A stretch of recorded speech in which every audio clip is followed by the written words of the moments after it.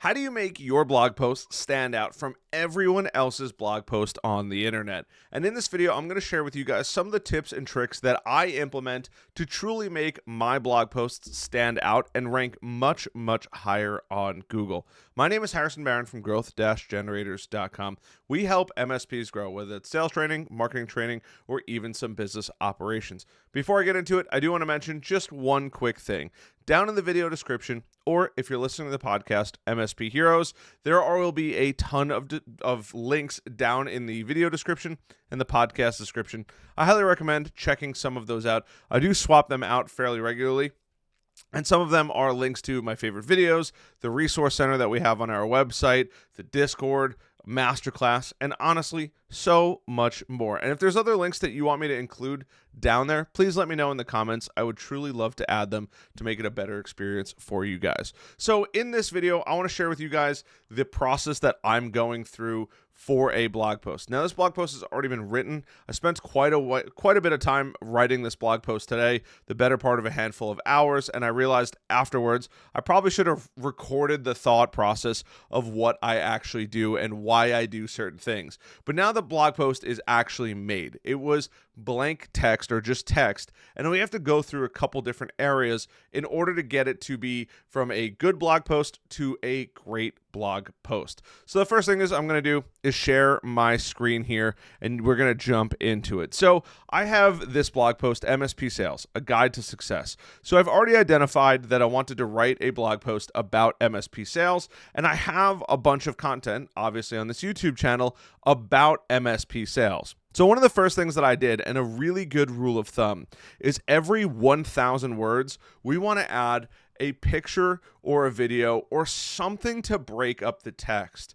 When somebody lands on your website, they don't want to just read and read and read. They need to have it broken up. There should be natural separations. Now, going back to when we were all probably in high school and middle school, we had to break up our essays back in the day. And it's very similar to that in this regard, but we want to make sure that we throw in imagery. We want to make sure that we take a moment to break up the text and let the reader's brain kind of reset into the next part, or provide more information into the content that they're actually reading.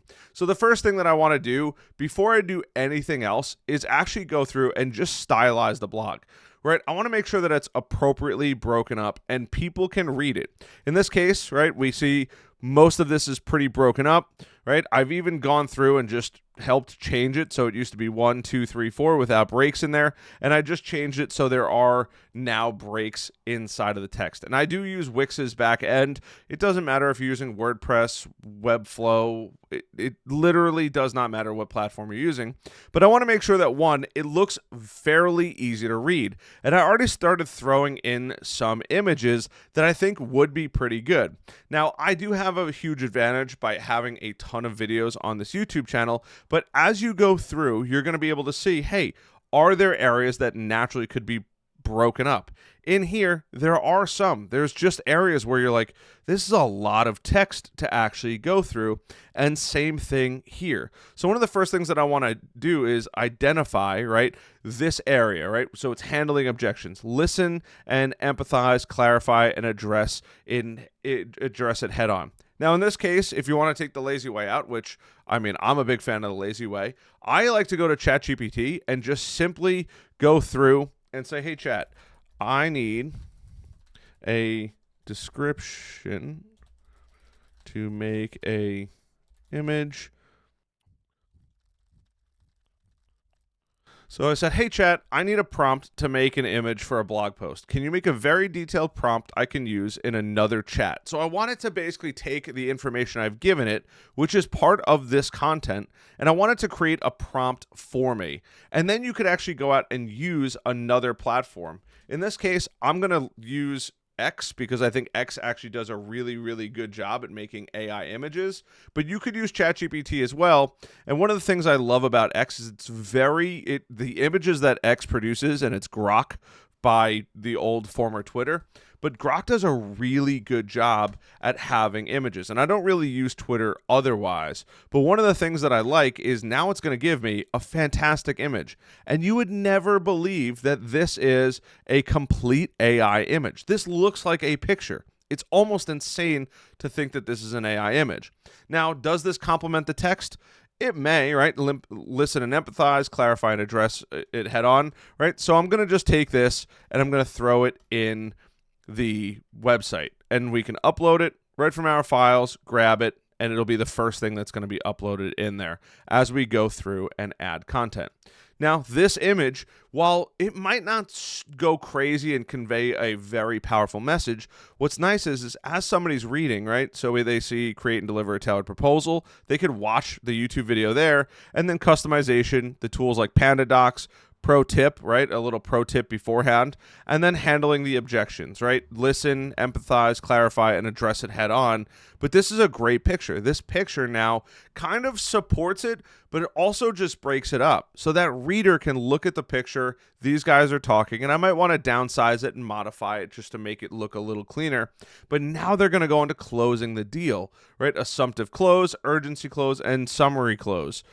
These are all super important areas. We could go through and add in another image to follow this up.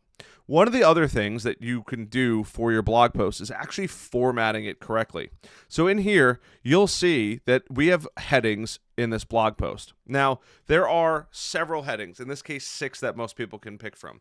And there are a hierarchy of all of the headings that you're going to pick from, and these headings are really important. Basically, what a heading does is your heading 1 is the title of the blog post. That heading 1 basically says, hey, this blog is about this. In this case, if we go back to what it actually is, it's not going to show me a heading because it's the title, but it'll say MSP Sales, a Guide to Success. So when Google looks at that and says, hey, what is that? Google now knows, hey, it's an MSP sales guide, right, to success. So the whole blog post following that title should be supporting that title. Now, throughout that, we're going to be changing topics, just like we change topics in this blog. So why do you need a defined MSP sales process? In this case, this is a really important topic. And because it's a really important topic, I want to change it to what's considered an H2. And the higher or the lower the number in the headings usually qualifies and tells Google that's a major topic of importance. And everything goes in underneath it. So you have an H1 that might have a couple H2s underneath it.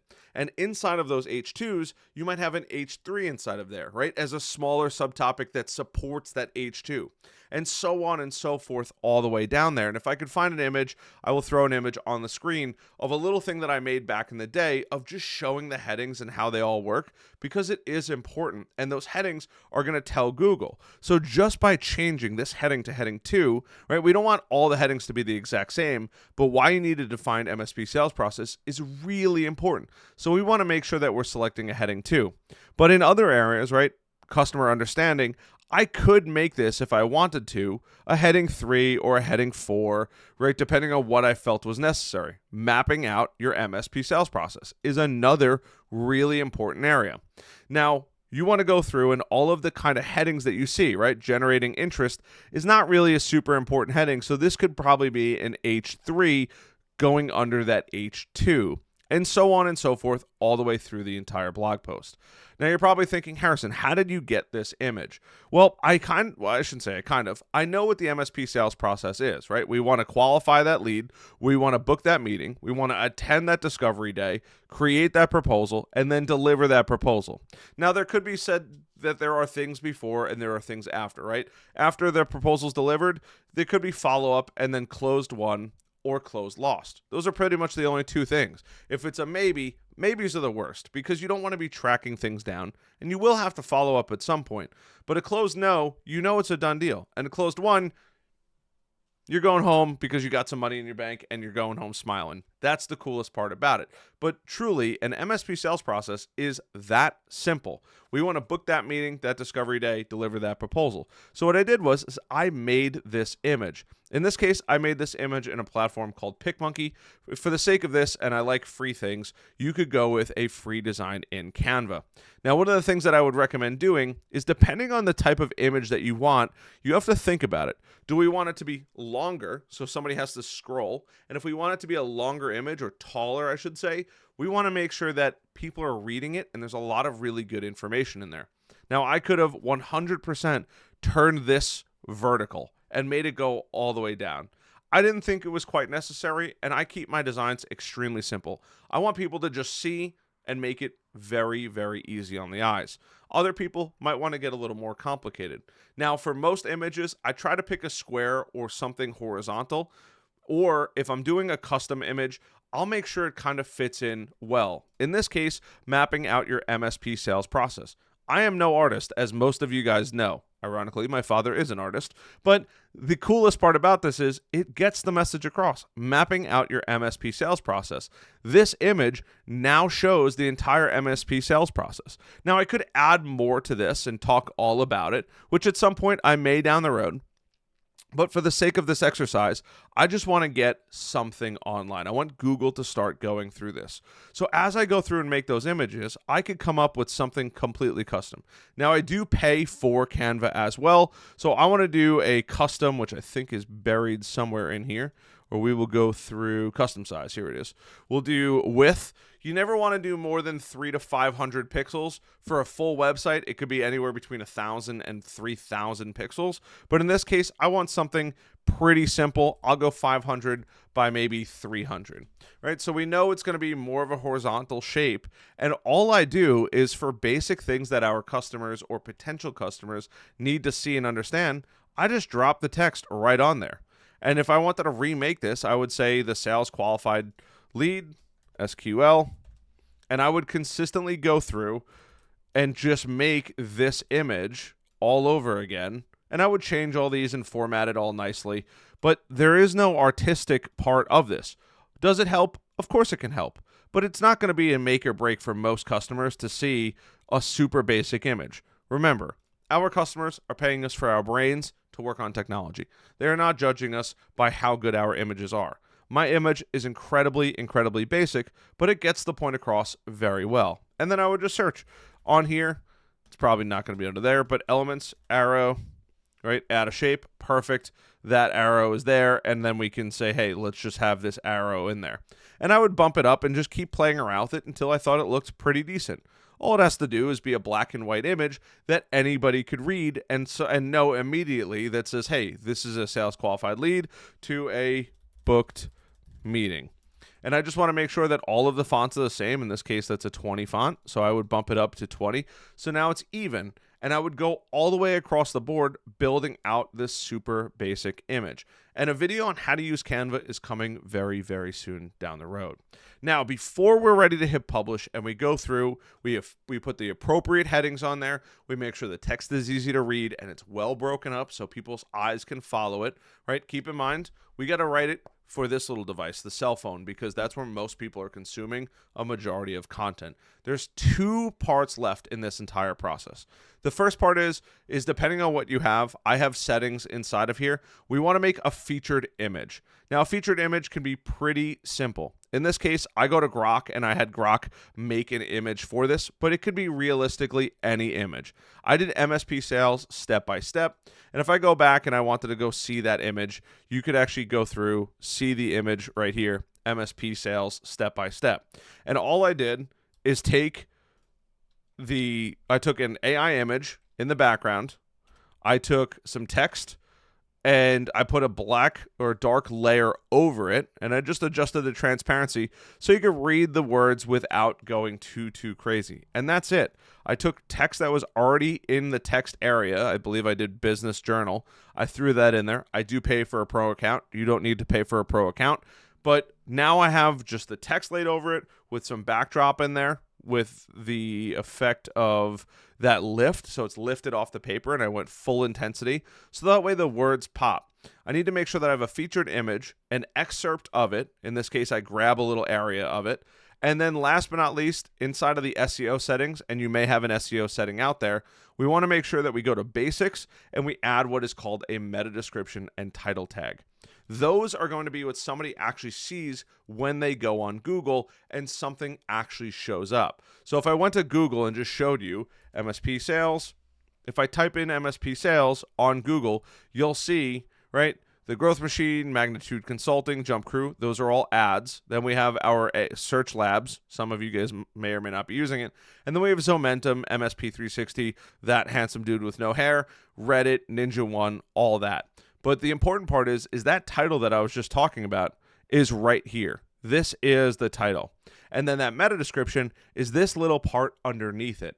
We want to make sure that we add at the bare minimum a title and meta description.